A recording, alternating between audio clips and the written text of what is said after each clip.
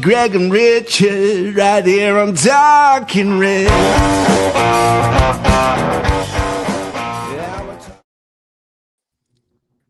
Hello and welcome to Talking Reds, a Nottingham Forest podcast, hosted by myself, Greg Oram, and my fellow Forest fanatic from across the Atlantic, Mr. Richard Spray. Today, we're back with an episode of our special series where we meet a fellow Forest fan and put them in the hot seat for an hour's chat about our favourite club, Nottingham Forest. As usual, we'll spend a little bit of time getting to know our guest, who I can reveal has a well-known Forest singing son, and later on they'll reveal their own personal all-time Forest 11, as well as taking part in regular features such as the Lightning Round and Name That Grandmother. So, with Forest seemingly settling down under Sean Dyche and the battle to stay in the Premier League now the club's focus, you can be sure that those topics and more are on the menu. So please do sit back and enjoy the One with Dave Thompson. Callum Hudson-Odoi, acres of space. Hudson-Odoi! Forest on fire! And don't they mean it? On this most sumptuous of days, this most sumptuous of Forest campaigns has yet one more highlight.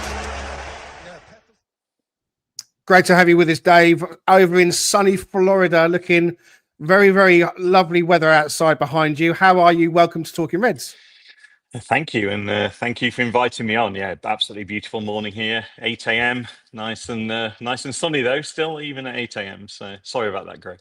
Well, no, it's fine because you did say before we came on that you're going to go off to the golf course after. So, you know, I was over here in the UK with the wind and the rain. You know, we have to, you know, let you go off and enjoy the weather where you are. So, and of course, as I alluded to in the intro, you've got a famous Forest son who likes to sing songs.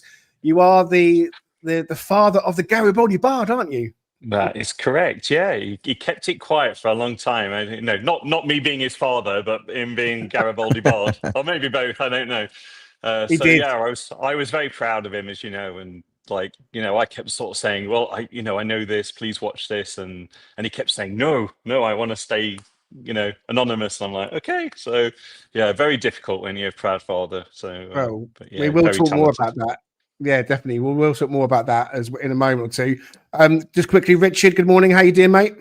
Yeah, I'm doing really good. Well rested, feeling good. You know, it's not quite as sunny as Florida, but it's decently sunny here in Oklahoma. So looking forward to no football as we know it, but the American version this afternoon with Oklahoma playing Alabama, which, Greg, you may not know the importance of that, but that's okay. I'm sure Dave's somewhat familiar. That college football thing is a big deal here. So looking forward to that today, but definitely looking forward to talking to Dave, who's just such a great guy and contributes in such a beautiful way in our NFFC North America group. So grateful to talk with him today. And we've said plenty of times, and we'll say it again, we are a YouTube channel / podcast for Nottingham Forest. And that doesn't just mean people in the UK or in Nottingham. It means all Forest fans all over the world, wherever you may be. And so we've been really happy to have guests on from the North American contingent, as well as other parts of the world as well. And so, Dave, being an expat living over in Florida, it's great to have you on. And we've got another one coming up soon with another person from that kind of in that kind of situation as well. So we'll crack on with it in just a moment. Before I do that, thank you very much for everyone that's subscribed to the channel recently. Please do join us in subscribing if you haven't so far. And licking would be quite good, but liking, I suppose, the video might be a bit better. You know, when I start saying things like that, that's the sound effect I should have to hand all the time. Anyway, right, Dave, let's crack on. We always go straight in with asking our guest about their Forest story. How did you become a Forest fan? Why are you a Forest fan? And all the rest of it. Over to you. Yeah, so I grew up in Nottingham. I was born in Chilwell, up in the Inham Nook, for those of you who know it. So surrounded by absolutely football fanatics, my entire street, everybody. It was, and the typical things when you was my age as well, 20 aside on the street, playing between the curbs or down on the park, shirts versus skins, last goal wins, fat bloke in gold, all those, cliches. But yeah, there was just a mass of us. It's quite strange to think back now how many, kids there were, how many boys there were that, from around the estate. And there was sort of the Inumnook on one side and the New Eskdale estate, the posh estate on the opposite side. But right in the middle was the Inumnook Rec, and it just seemed to bring everyone together, just everybody. And like I say, you could guarantee just someone with a football going down to the park every night, and like I say, full of cliches, but we'd play until it was dark, and everyone had to go home and things like that. So I did that. I had a older brother, so a couple of years older than me, who played for youth teams. We both went to the same school. We both went to Sunnyside, and both played for the senior team, if you like. So my brother and I would play football every day, every night, every opportunity. And basically, when he was in the senior year of junior school, if that makes sense, so 11 years old, I was actually in the team. So it was a very small school, like 20 a class or something like that. So I played football. So I played in goal, played out for a long time, then I played in goal. Grew up loving football, grew up in the most fantastic era for Forest as well. So all of those wonderful things. And then basically started going to matches. I had a guy, my parents weren't into football, but I had a guy down the road who loved football. So I think my first game was Forest Leeds, in 1978. I probably have to look at my notes, but 1978, February the 22nd, and just was hooked. And then as we, and obviously as we got older, then it was my school, it was old enough to go, mum, we had some money, we would sneak out and get in the Trent End with all of that, the things that brought, all the kids at the front being squished by, by the grown-ups. But yeah, just what a fantastic time to be alive and, and see that game. So that's literally how I got into it. And I followed us ever since. And as you guys know, I'm now in the US, lived all over the world with my job. Been very fortunate to have been around the world, but I get to come back. I'm very lucky. I get to come back to the UK. My son is still there. My family's still there in Nottingham, so I get to come back and watch games all the time. And now converted my American family and friends to be Forest fans. So if you come down to where we live, you'll see just random people walking around in Forest shirts, because that's what everyone gets for Christmas and birthdays now. So got this little Floridian community, and all walking around Publix and in a Forest shirt, so which is quite funny. That's amazing. So that I similar to you, I mean, obviously I've grown up in the US, but the challenges with like trying to follow this great club, before the internet era, and like, how long have you been in the US now? Because I'm sure it is difficult sometimes, right, to follow from afar for some of us, right? Especially if you don't have that route in that area where you can go back to and visit and all of that. So how's challenging has that been for you, kind of viewing from afar? It's always difficult to view from afar, but like I say, I'm all of my friends are Forest. All my family, everyone is a Forest fan, except my other parts of the family, which are Sunderland fans, because my mum was from Sunderland. So so you sort of get the Forest fans, and then everyone else is a Sunderland fan, who are doing fantastic right now as well. So I couldn't be happier for them. But yeah, a little bit. It's okay. What I mean? It's a little bit difficult. The Forest community that we have, the WhatsApp groups and the thing, it just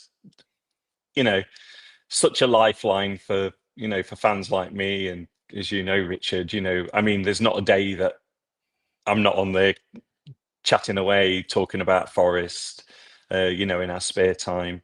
Absolutely. And then my son's back in the UK. All of my really good friends are back. So, you're watching the game and my WhatsApp is blowing up. WhatsApp's blowing up, Messenger's blowing up, text messages are blowing up.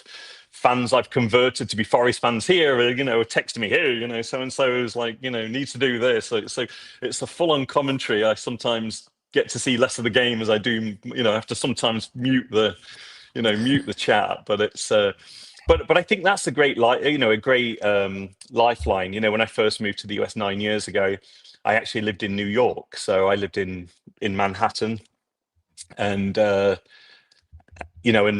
met another Forest fan who was from so Carl. So I met Carl, and then went down to the Smithfield, and that was fantastic because you could literally go down to go down and watch the games. Wasn't very good for my health, I have to say, because as for those who don't know the Smithfield, it's a very famous pub in New York City. If you're ever visiting, it has all the games on. It just is a sporting, footballing pub of note. Fantastic. But once you get in, it's like a Vegas casino, right? You don't know what time it is, So at 8 a.m., when you sort of walk up to the bar with all the intentions of ordering a Diet Coke, all of a sudden you walk back with a pint of Stella, or something like, all other beers are available, just in case I get into trouble. But yeah, you all of a sudden at 8 o'clock, you've got a packet of crisps and and a pint of Stella, and then all of a sudden you break out into the daylight at 11:30, 6 pints in, and thinking, what the hell have I done with my day, kind of thing. So sounds amazing. Yeah. It can be, but it's like but yeah, just that community is fantastic. Here where I live now, I live down in a little place but not a little place, well, my place is little, but just on the Florida Panhandle, so up in the north as you come around in the Gulf Coast, just outside of a little place called Destin, and it's absolutely beautiful. But it's like it's in the boonies, so there's nobody around me. It's not like the Florida supporters group or other groups around who meet up at pubs regularly. But now I've converted a few people here. Literally, my friends now ping me and say, hey, I'll be over in 5 minutes. And they literally come over knowing I'm watching the match and come and throw themselves on the couch at 6 a.m. or 7 a.m. or 8 a.m. And, it's become a thing, 3 p.m., depending where we're playing, right? So yeah, sounds fantastic. Amazing.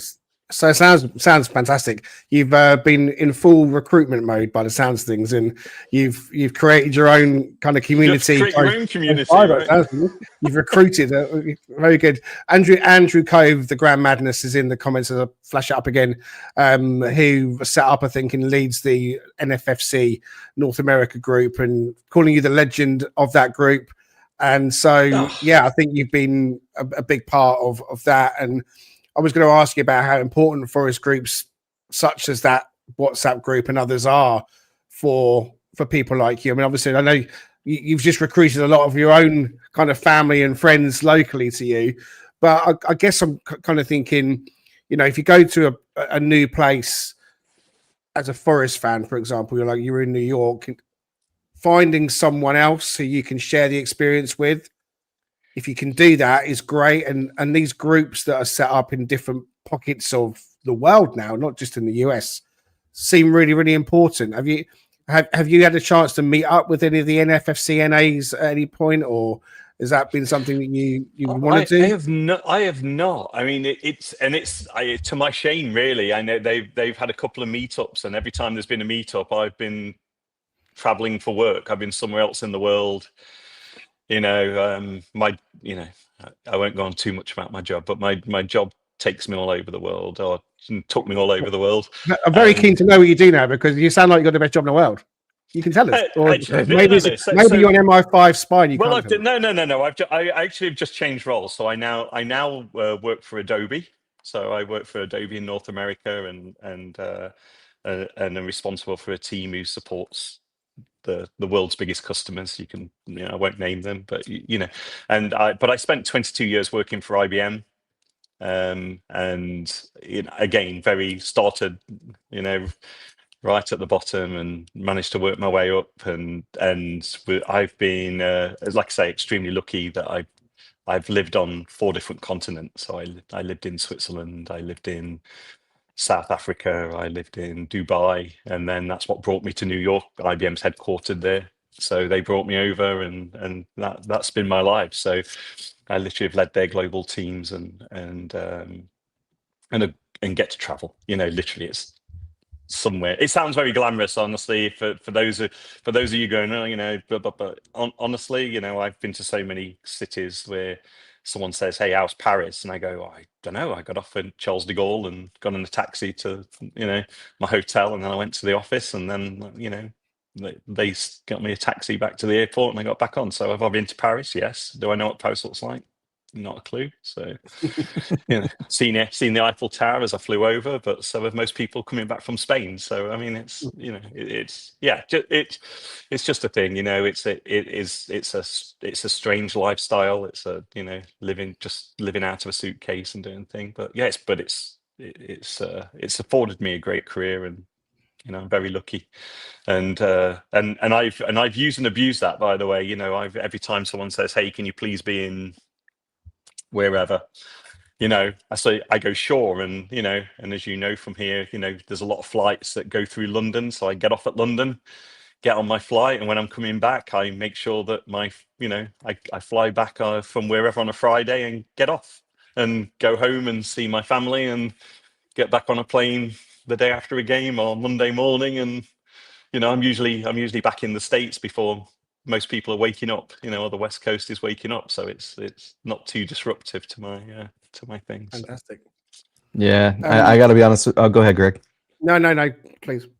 No, I was just gonna say it does sound very glamorous. It does sound something like, because I even when I lived over there, I didn't really get to move around much and see things. I mean, we hit a lot of things in the UK, but never went to Ireland, never went to like Scotland, really, never went to France, never went to Germany, Portugal, all these great places. Right. I know Greg had a great vacation last summer where he got a chance to kind of go to Rome and Poland per usual, right, Greg? And I think you went to Germany as well, and so some cool experiences. So I'm kind of envious, Dave. I've often wondered, like, should I shift into the vendor side of my healthcare sort of experience and go to the sales side and really get the chance to kind of do some exploration. But yeah, it's super cool, man. I'm so glad you shared that with us, because that is definitely something I think I would be envious of. But well, I'm just curious. I know we touched on this a little bit at the beginning. So with Jack, I mean, how amazing has it been for you as a dad? And I'm curious, what is your background in music too? Do you play music?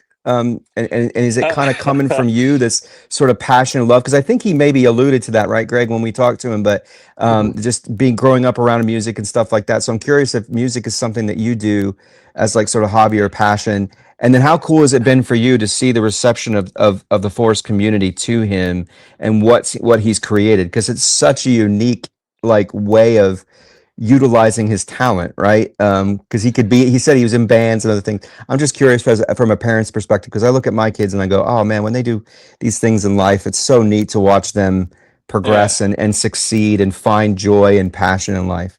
And how difficult was it keeping it quiet as well? That's true. He was the Garibaldi Bard. Oh, how difficult was it keeping it quiet? As I say, I was extremely proud of him, and every time he released a video, I'm like posting it into the group, and I'm sure everyone was there going, "Well, why is he pushing? Why is he pushing this? What's why is he the first one to get this into the group?" Or and I was like posting on all the other social channels and liking his stuff, and but it's difficult to like something and not say, "Hey, I'm really proud of you," or do something else, right? So that was extremely difficult from that point of view. I think I live vicariously through him, because he literally is. I love music, absolutely love music of all genres, and we, as growing up, music was so important to everything. I don't. It's hard to describe now to kids. Kids. Well, listen to me, sound like an old man, but but the kids, we're all in that place. Today, don't worry. Kids of today, but as we grew up, it was like we went through those eras of glam rock and and heavy metal and funk and soul and punk and all of those genres. But every time it moved, fashion moved. Everybody was dressed in whatever it was, and you took sides. It was either punk or a mod or whatever it was, right? So fashion was around that. You didn't have the social media, so those outlets. So everyone had a record collection, and you go around someone's house with your carrier bag, from the co-op with your records in, and just sit there and just play music, or Walkmans, or the big boom boxes and sit on the park just listening to a tape, like, and if it was your box, you got to, so that sort of music was just completely inspirational. So for me, I think, Jack grew up in a household where, there was always music on, and when he went to see his grandparents, there's always music on. All of his grandparents sue, and everyone loves rock and roll. My mum was like Neil Diamond and that sort. So he's got this huge thing of punk rock to Neil Diamond. He's totally confused, right? But things like that, and I think he's like then come around with his own music, because he plays and writes writes lyrics and plays in bands and plays the guitar and produces music. He's found his own niches and almost gone back to like those influence of, so it's all music, like the Beatles and Bowie, but he likes Michael Jackson when he was growing up. It's like complete melting pot of those sort of things. So I sing, every now and again. I'll break out, my voice on karaoke. It's not for the faint-hearted, but I'll give it a go. And I played guitar, tried to play guitar, and now Jack is the beneficiary of all my very expensive, guitars that I bought and didn't quite make the cut. All the gear, no idea, right? So Fantastic. I was buying these beautiful guitars that are now like all stacked up in his front room. So it's like fantastic. Yeah, Great cool. insight into the Garibaldi Bard. Of course, those who listen regularly will know that our intro is the Garibaldi Bard with a bespoke piece he did for us. And so if you haven't checked out the Garibaldi Bard, then he's on social media and he writes some really niche forest related songs that are just really cool. And, I've always loved what he's done. And he's become a good friend of Talking Reds, and we hope to have him back on with us soon. All right, let's move on. And we ask everybody who comes on the pod to give us their personal favourite all-time Forest 11. There it is on screen, Thompson's Reds. I'll read it out. And so remember, there's no right or wrong answers. It's your personal 11. Players that have meant something to you watching them over the years. It doesn't have to be the best person in that position, but just the ones that have meant the most to you. So you've gone for Peter Shilton in goal, a back four of Stuart Pearce at left back, Des Walker and Colin Cooper at centre back, Viv Anderson at right back. And then in the midfield, you've got Roy Keane, Robertson on the left, Stone on the right. You've gone with a Nigel Clough kind of hovering in behind like a number 10 or a 9.5 type position. And then up front, you've gone with Stan Collymore and Pierre Van Hooijdonk. So let's have a chat about one or two of these players and why you picked them. A lot of them stand out as being really obvious. This team, it would be very close to kind of something I would select as well. Those players all through my era too. But why have you gone for Steve Stone, for example? He's back at the club now with Sean Dyche and Ian Wone. Steve Stone makes your team. Yeah, he just stood out, and I said this to Richard sort of offline when I first submitted this, so it's a couple of months ago now. So I just want to make it clear, I sort of put this together like a couple of months ago before they was announced, right? And I could have picked Ian Wone. I really could have. I thought it was probably the biggest one that I left out, but I was like, at this rate, I'm gonna have, I've got 15 in my team. I have to whittle it back. But yeah, just of my era, just of that era where, we were just winning everything. We was if for those of you remember, we had the Stuart Pearce, annual trip to Wembley T-shirts and things like that. But Steve Stone was just a magician. He was just, he was absolutely everywhere. He just, absolute workhorse, dug in, the famous song about him that, that sort of, resonated around the ground every time he touched the ball. Just incredible. And that midfield around at the time, and Gemmell and everybody else, he was just, It's hard. Again, I'm going to going back to my old man status here, but it's hard to describe, that midfield to everybody now. We're all looking at Elliot Anderson and going, what a fantastic player. What a fantastic player.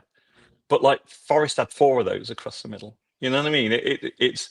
I think it's really hard to sort of understand just what a talented team we had at that point, and just one-touch football. Everyone could play a ball. Just one touch, really slick. Played everything without looking, almost, right. And that was Stone. He would get the ball and he would look right and dink it left and straight into the path of. Such a playmaker. I think I don't know about say underrated. I don't think he's underrated in my eyes, but probably underrated. And in a few who weren't around in that thing will just see him as like, hey, he used to play for Forest. Well, no, he played for Forest. Right? He had a really hot spell when he was in the England team as well, and everything he touched turned to gold. He was scoring on his debut and all that kind of stuff.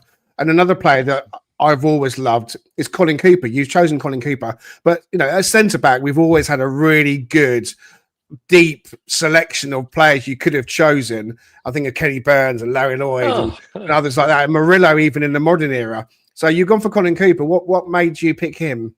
Again, just of my era. There was just this sweet era, where I was living in the UK for a change. I was I was going with my friends every week. We'd go with a core set of friends, Fairs and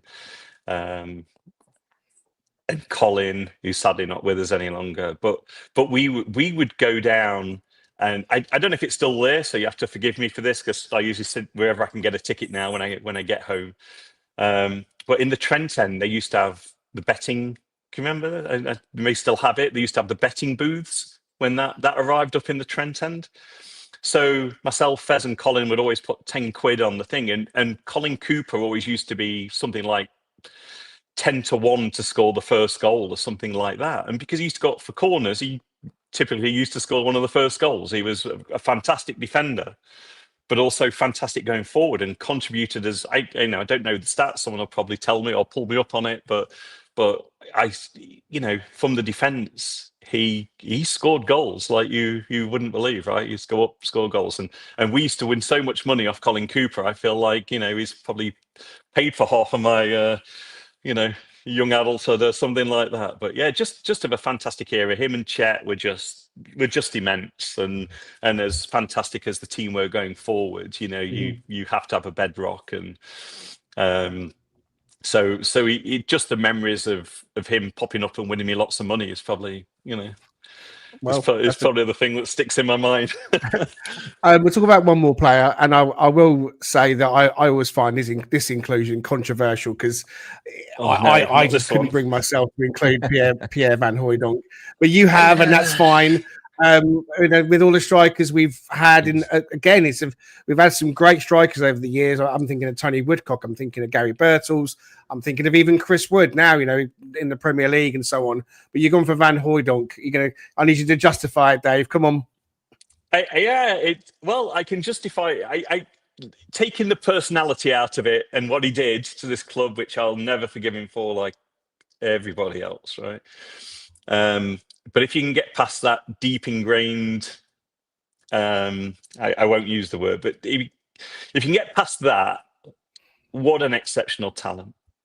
Just what an exceptional talent, and I watched it. Again, as I said, I travelled all over the country. I went absolutely everywhere. At home, for those of you who know Big Lee, who still does the coaches, I used to travel with Lee and Chris and all those fantastic guys.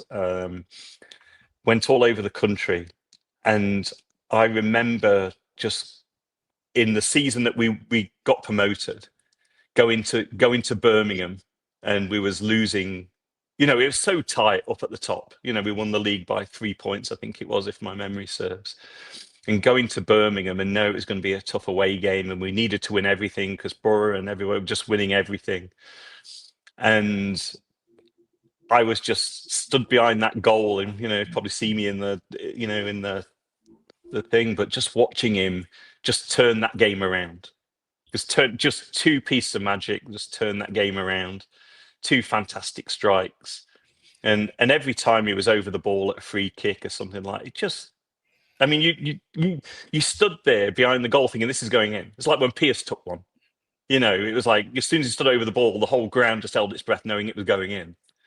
Right, and that was him. Like I say, and that's how I'll justify it. He got us promoted. He, all those things, and I went to West Brom on the last game, and all those crazy times that all of us will remember. But yeah, that for me. I could have easily left him out. I really wanted to leave him out, but again, of that era and what he did, what he did in that season is just. But never, hardly seeing anything like it. I mean, Collymore next to him again, so influential. Just was, the hairs on your arm stood up when either of those two got the ball. Yeah. Fantastic. Well, listen, I've always said it. There are no wrong answers because it's your team. It's what's personal to you. And so Thompson's Reds is a great team. And I tell you what, we could maybe do one or two of them at the moment, although we are maybe turning a little bit of a corner. But Thompson's Reds, thank you very much indeed for that, Dave. You are listening, watching the Talking Reds. They don't know what the fuck they're doing. We do try, though. We do try, I promise. The Cheese Trader, based on Grape Lane in York, is a cheese lover's paradise. Home to some wonderful specialty cheeses, relishes and chutneys, and also with a fantastic street food menu. Try their loaded fries or posh cheese on toast. It'll be the best you've ever had. Owned by Forest fan Stu Freestone, the Cheese Trader proudly sponsors Talking Reds. Quote Talking Reds every time to get 10% off your order. The Cheese Trader and Talking Reds, the perfect cheesy mix. All the details about the Cheese Trader are in the bio. All right, let's crack on. It's time to do this. The lightning round! Yes, Greg, so kind as to let me have my friends moment, our friends moment on this. I don't know how much you watch Friends, Dave, but this is kind of obviously an ode to them. So just a few questions, just rattle through. First thing that comes to your mind, obviously. Favorite Forest player of all time? Stuart Pearce. Brilliant.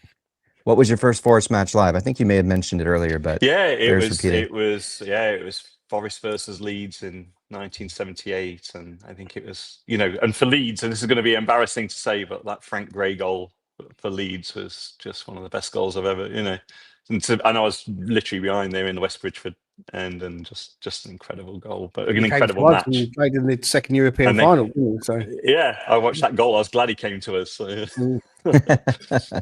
What player in Forest history would you like to see on the current squad? Don't say it, Pierre Van Hooydonk.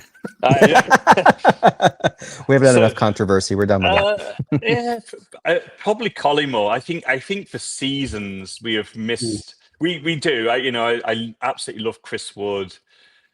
I love Big T. But we just need someone who can make something from nothing. Right. No, Chris Wood's he's like that, they pass cross, very, very simple, very effective football. But you also need someone who can take the, like a Haaland, like when, a couple of seasons ago, I watched, Haaland wasn't even in the game, thought we'd got him controlled, and then every time he touched the ball, he just went bang, bang, bang, bang in the goal. And we're like, from nothing. It was like sat lazy for 89 minutes and scored 2 or 3, just. So, yeah, I think we desperately need that type of player. So I think him right now would be my top pick. I don't know if he's still fit or not, but anyway, I'd go back. He certainly looks like it on X when you see him running on the treadmill. Right. Yeah. I think we know the answer to this question. Your favorite away or third kit? I just like the one you're wearing because that's Stu Freestone's favorite. It's still cool. Yeah, it is still cool. I like this one. I like the one with the with the stripes down it. I sort of I've got a whole collection. They're all stuck in boxes or some on the wall and things like that. But I think these probably Brilliant. What is your favorite Forest moment or memory? I think, I was, when we won the European Cups, I was still at junior school, but, I think that's where, I'm going to sound like a bandwagon jumper now, but I truly was a Forest fan before that. But I think that's when it really, really hit me. We like sat on the carpet in front of the TV, the Ready Fusion with a thing on the wall, with 3 channels if we had 3, watching Forest in Europe, and then, and then going to the market square and, sitting on the Lion for about 8 hours before the team actually even got there. Just, all of my friends got on the bus, and, probably that. And then seeing it, like I say, that season we got promoted again. And because I literally followed them everywhere, and was very lucky to follow them everywhere. And that last game at West Brom, and the West Brom, we got on the coach afterwards, and, it got a bit tasty after the game in places because there was more Forest fans than they were, than tickets, right? Everyone so the police were just letting everyone in. They were just like getting them from outside and throwing them in the away end, in the home end. So it got a bit thing for a little bit, but as we left as we left the ground, all the West Brom fans, to their credit, stood on the side of the road and clapped everyone, going out, which I thought was, pretty classy. Very cool. So that. If you weren't a Forest fan, what club would you support? You may know the answer to this one too, just with your mother's side of the family. So Sunderland would be my pick, but again, to my sort of thing, I was a huge, I would follow as a youngster at school. I would follow Leeds as almost as much as I would Forest. As I said, I told you I was a goalkeeper, so David Harvey, sort of those sort of, but the players that they had at the time, they were winning everything. So like, I suppose like kids today who, grow up and, watch Man City or Liverpool or whoever it may be, just dominating, it's easy to understand why they'd do that, but they had such fantastic players. So I'd watch them a lot, obviously my cousins and everybody else would point to the fact that they beat Leeds, Sunderland beat Leeds in 1973 FA Cup, which I hear about every time I'm with my cousins, of course, and they're probably pinging now, reminding me to mention it. But yeah, probably it'd absolutely be Sunderland. I don't know why I'm saying probably. It would absolutely be Sunderland. And like I say, they're doing a Forest right now. I don't. Yeah, they're probably going to shout at me for saying they in my Sunderland. He won't Probably ask. going to shout it. Yeah. Let's hope not. Yeah. But they've come into the league and they're not scared, right? They have not come in and apologised, and I don't think Forest did that. To our credit, we didn't apologise for being here. We backed ourselves. So them, yeah. Yeah, for sure. Apart from Brian Clough, who is your favorite Forest manager? Frank Clark, yeah. So again, same era. So I'm very narrowing it down, but yeah, to do that. I mean, it was absolutely tremendous to get for that season, and you talk about these things, but for us to have got promoted and then the following season to end up where we did in the league, and then to play in Europe, we'll ignore the we'll ignore the final result against that German team, which sort of had me banging my head on the seat in the Trent End. But yeah, just he did extraordinary things with the team. It was great to see where we'd been, and then all of a sudden just flourish, and the players that we had, and yeah. Fantastic. So if Forest could sign one player from a non-top 6 side, so we're talking your Villas, you're talking your Bournemouths, you're talking your Fulhams, you're talking Wolves, even like these non-traditional top 6 sides, who would that be that you'd want us to sign? Oh my goodness, that's a great question. Well, the Sunderland striker right now, that'd be I can't remember his name is. That's embarrassing, isn't it? So Wilson Isidore. yeah, I mean he's setting the Premier League alight right now, isn't he? Yeah. They can just give him us, right? You can just There you go. if I have a word with my cousins, they can just smuggle Put in a good word. Yeah, for I sure. can't remember his name. Yeah, I don't. It's quite funny. I tend not to watch football outside of Forest. Is that really bad? I don't know. I just Not necessarily. I'm not one of these people who like this, as you know, there's people on our chat who watch every game and can tell you about every player and all the rest of it and what they've For done. sure. But for me, Liverpool playing on a Wednesday night holds absolutely zero interest to me. For Not sure. just because it's Liverpool, but just Yeah. Last question. This is a big one.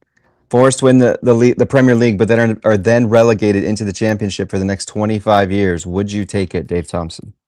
No, I would not. I know I would not. I know there's a big, it's a big conundrum. I've seen people try and answer this on here, but because they say, well, you can't take it away from you, and that's fair, right? But for me, I've had enough misery in my life. It's and I'm sorry, this lightning round is not very lightning. I have to, so I apologize. They never are. Don't worry. This should be called the cruising at 5 miles an hour round. Sorry, it's all good. It's all good. Driving Miss Daisy round. That's what we're going to start calling it from now on, Greg. So, yeah, I can't remember where I am now. So, what was the question again? You wouldn't take the relegation. Would I take the relegation? No, I wouldn't. I think, like I say, for very unselfishly, when we got promoted this time round, it was, like I keep saying to people, Jack, had never seen Forest as a good team.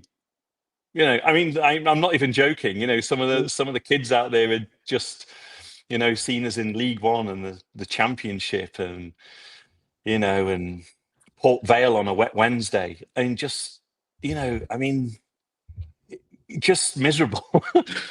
Some of the games that we were, some of the games that we went to, and and 10 and 12,000 fans there, and no, thank you. Yeah, I'm with you. Well, there you go. The driving Miss Daisy round. I majored in lightning rounds. All right. Fantastic. Thank you very much. All right. Yeah, maybe we should just rename it to the driving Miss Daisy round. Because actually, that's pretty cool. But you know what?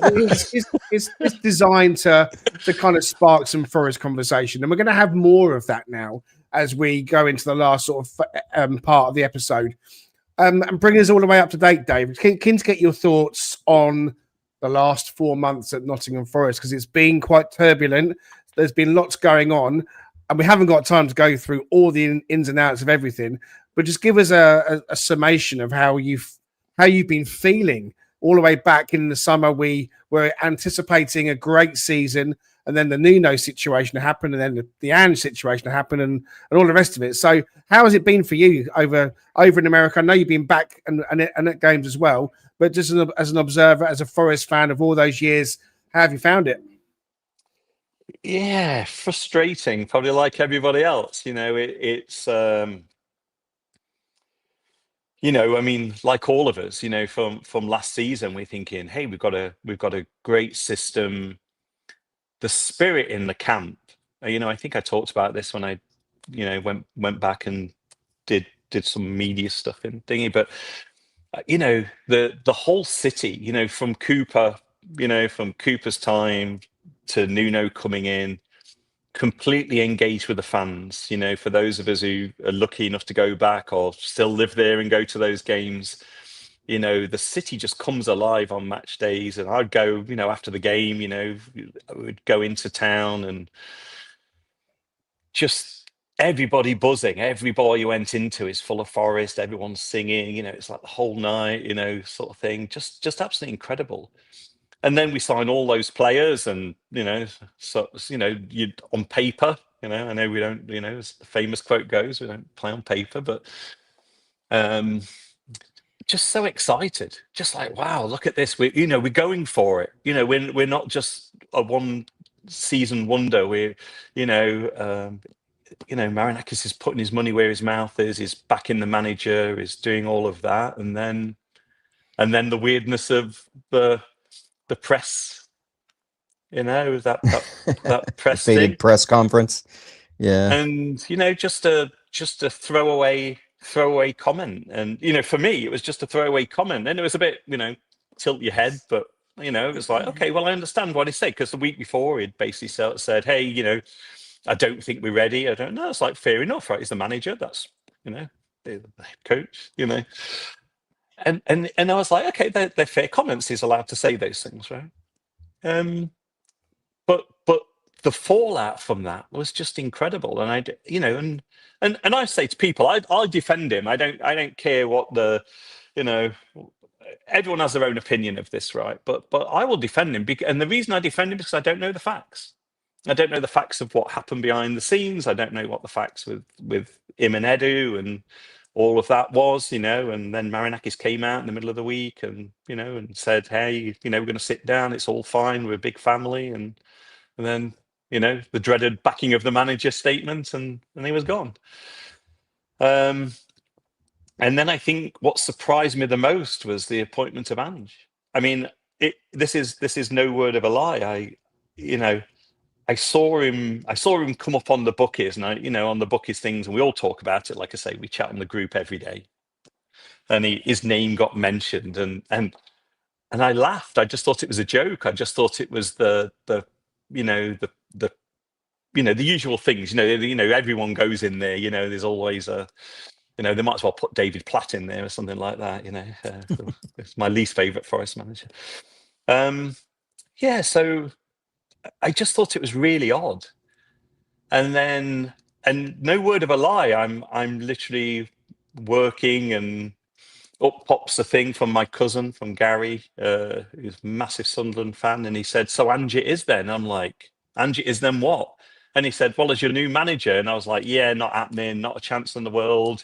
Don't you start winding me up at this time of the morning. I haven't had my second coffee yet." And he was like, No, it's just been announced on Sky. And I'm like, what? You can say it. It's fine. What the fuck? What the fuck? I mean, seriously, what the absolute fuck? And the thing for me was not just about his appointment as a manager, but it was everything it brought to the club. You know what I mean by this? Or if not, it was, we became parody club. All of those people on, the Facebook thing, the Farleys and the thing of the world was like, and just a parody club.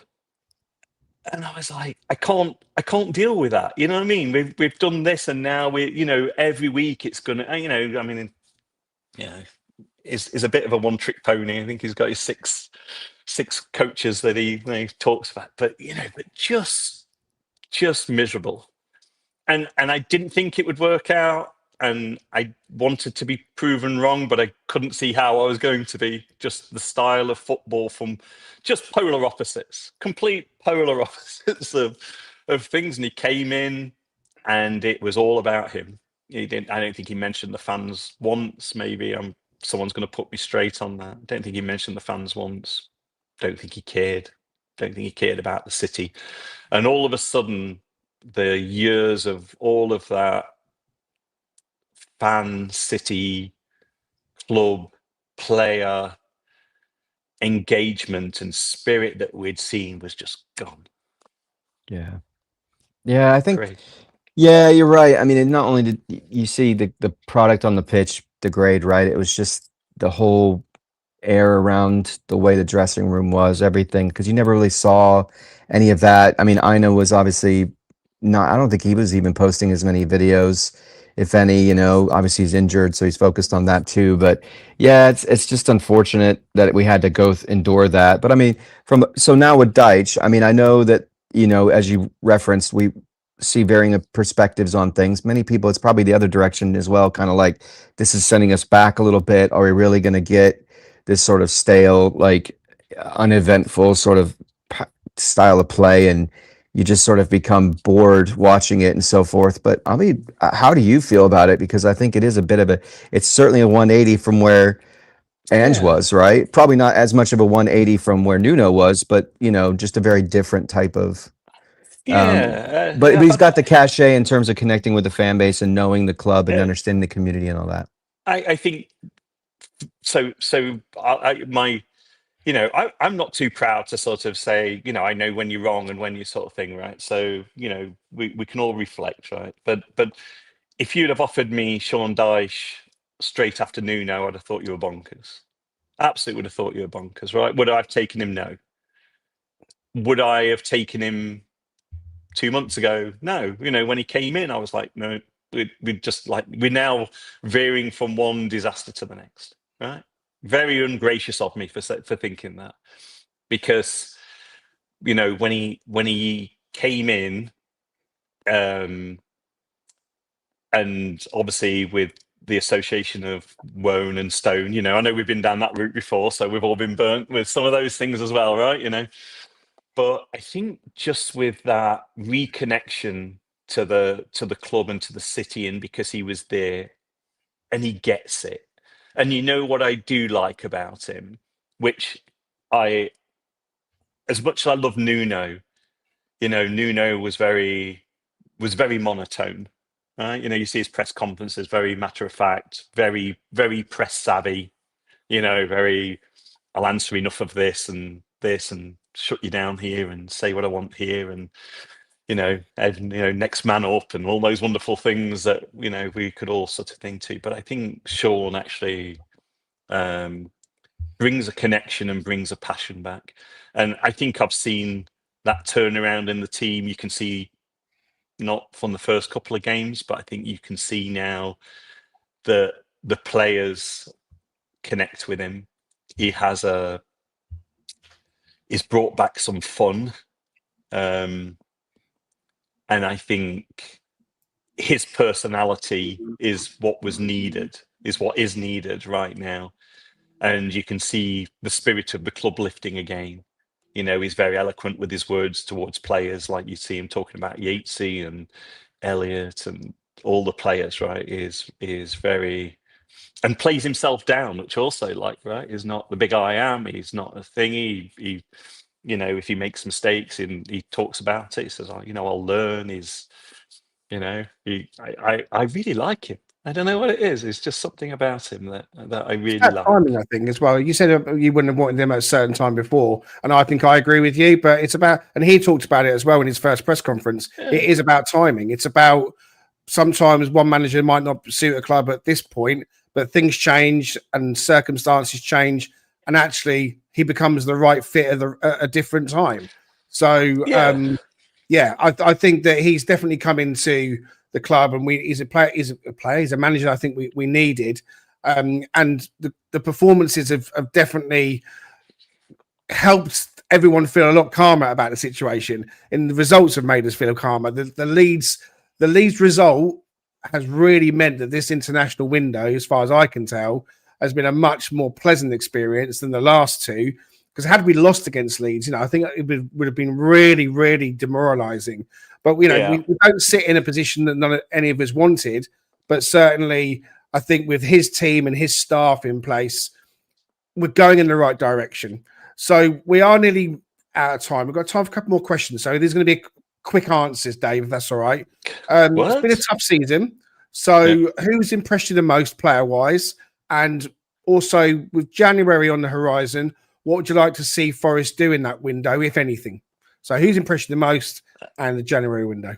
I think it's obvious. I mean, Anderson is he just goes from strength to strength, doesn't he? I mean, it's also worrying as a Forest fan, because now people are talking about him and he makes him a huge target, etc. for for those big money teams that but I hope he said. But yeah, incredible. His performances, his heart, his spirit. We talk about the Stones and the Keanes of the world. Well, he is right up there. But and I hope they will both excuse me for this, but I think probably a little bit more talented. I'm not going to feel so bad for saying that, but just a little bit of a fully rounded player.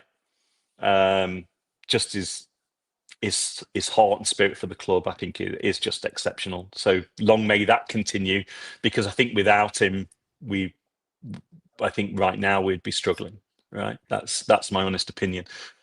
In the transfer window, I'm going to sound like a stuck record, but another striker. I just cannot get over myself. And I know they're few and far between. Right, everybody wants a good striker. It's Sunderland have hit the jackpot for the moment, but like those really top top strikers. Just to, once Chris Wood's injured, we've looked toothless in some games. But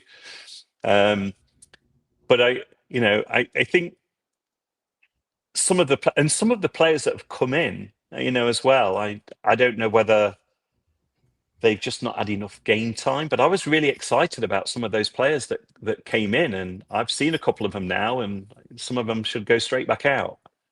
And maybe I'm doing a really disservice because I haven't seen enough of them. But 3 managers have seen them now and still won't play them.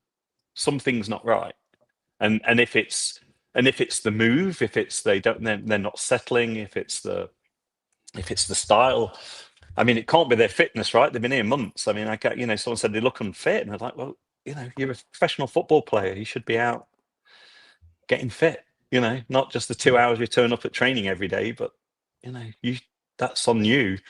So I'm not going to apologize for that. I think as any professional, you do the best in your job, and you do the hard work when no one's looking. That's what makes a person, right? So I think some of them, I think if someone came in for a few of them and we got our money back, I would drive them there personally. So this just seems to be a lot of that, and that would really be where I would be at. So striker for sure, and then I would like to see more going out than coming in.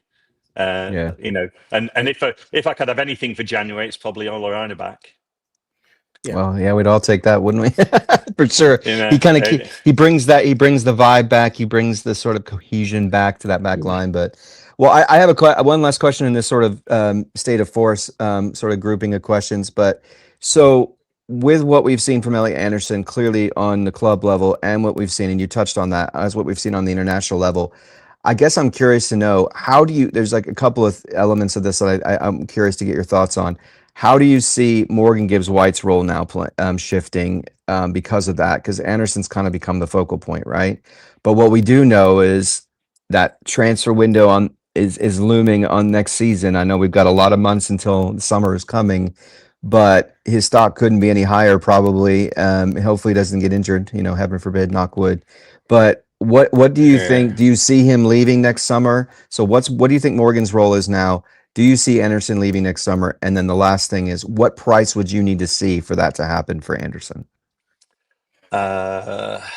So I think Morgan, I don't know what's happened with Morgan. I have to say, I think like probably most fans now, I'm a little bit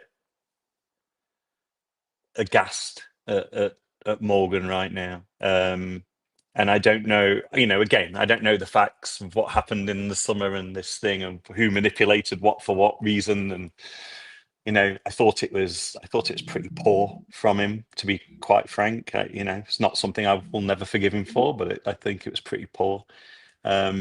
He's shown signs of that changing. Maybe, he came back wrong, slightly, his head wasn't right for all of that stuff, and didn't start very well, and then we had Ange Ball. So you can forgive everyone for that, but I've seen some really good glimpses from him.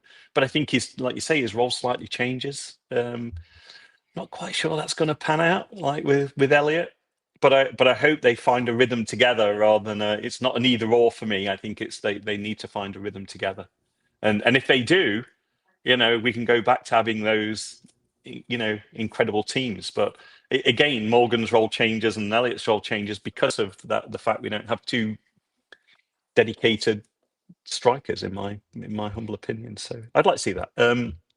Elliot, will he stay? I'd really hope he stays, and I think it depends on us. I think it depends on the club and where we end up. He's such a talented player. I don't think he's going to want to be in the relegation each year. I don't see that for him, and you've got to imagine all of those conversations that his agent and everybody else around him that has influence will continue to have. And then it would have to be over 100 million. Got to be, right? I mean, he is Thomas Tuchel said he's one of the best midfielders in the country right now. I'd argue he's the best. Yeah, the metrics that have been published show that he is the best, right? at the moment. Yeah, without a I saw shadow the of a Sky doubt. Sports ones Yeah. all the way down. He's just, Yeah. they said they may need to get another chart for him. It was so far right. I mean, he's the best midfielder in the country and maybe even arguably in Europe right now. Absolutely fantastic. We're out of time, Dave, but we still have just enough left to do this. Name that grandmother. My little bit at the end where I get to Yeah. Here we go. Here we go. So, Marmite, love it or hate it? Hate it. How am I cooking your steak? Medium rare. What's your favourite cheese? Stilton. Can you get me some of that cheese from that shop as well? Because I'm all in. Well, Someone bring me next some. time, if you're coming over, then you know the cheese trader is there. We will sort you out. I'm sure we can have a chat with Stu Freestone. What's the best sandwich? My favourite comfort sandwich, cheese and Branston pickle. My favourite sandwich of all time is bacon brie and mango chutney. Oh, sounds amazing. Favourite film? The Holy Grail. Monty Python. And as random as they come, what are your grandmother's names? Evie and Nellie.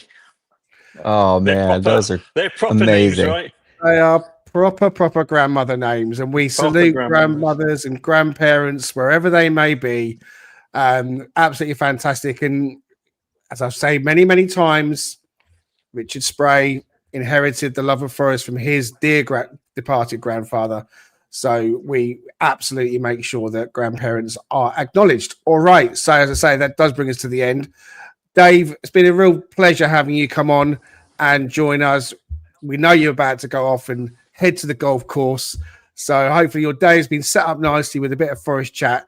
Anything you'd like to close on before we go? No, just thank you for having me. Like I say, it's been a long time in the making. I really do appreciate it. And I really do appreciate all of the support from, the entire forest community around the world. I'm very lucky to have that. And for many of us who, find ourselves abroad and converting your local community into a forest community. Those of you who do that again. By the way. Well done. That's good work, man. You got to keep doing it. You just got to buy all the merch and drag them around on a Saturday and a Sunday and a Thursday night or whatever, Thursday afternoon, and give them beer and get them the shirt. You will be a Forest fan for life. You will. Yeah, that's right. Look, they're trying to do it to me the other way around, to be an FSU fan. So I mean, I have to sort of return the favour. You fake it a little bit. That's fine. I understand. Yeah. Amazing. Once again, Dave, great to have you with us. Thank you very much indeed. Richard Spray, anything you want to add before we go, buddy?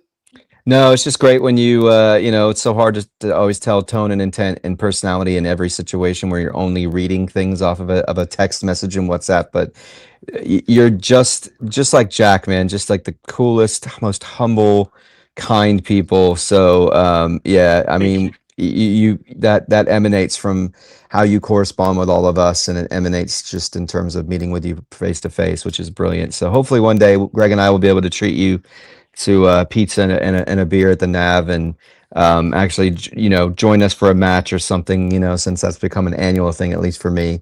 I know Greg goes more frequently than I do, clearly being over there, but that would be an absolute treat if we could do that.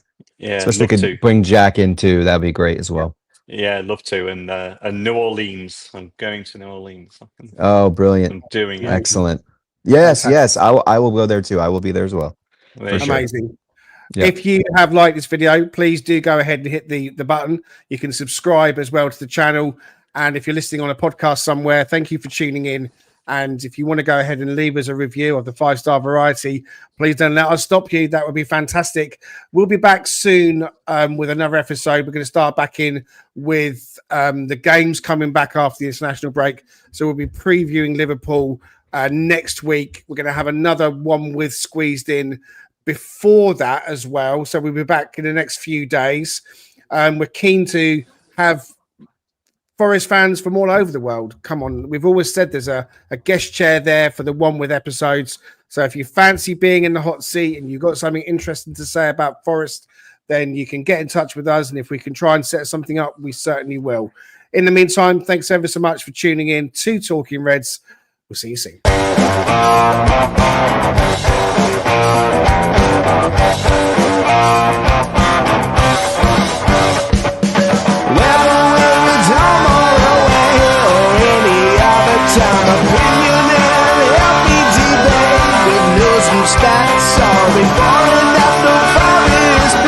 Come join Greg and Richard right here on Talking Red.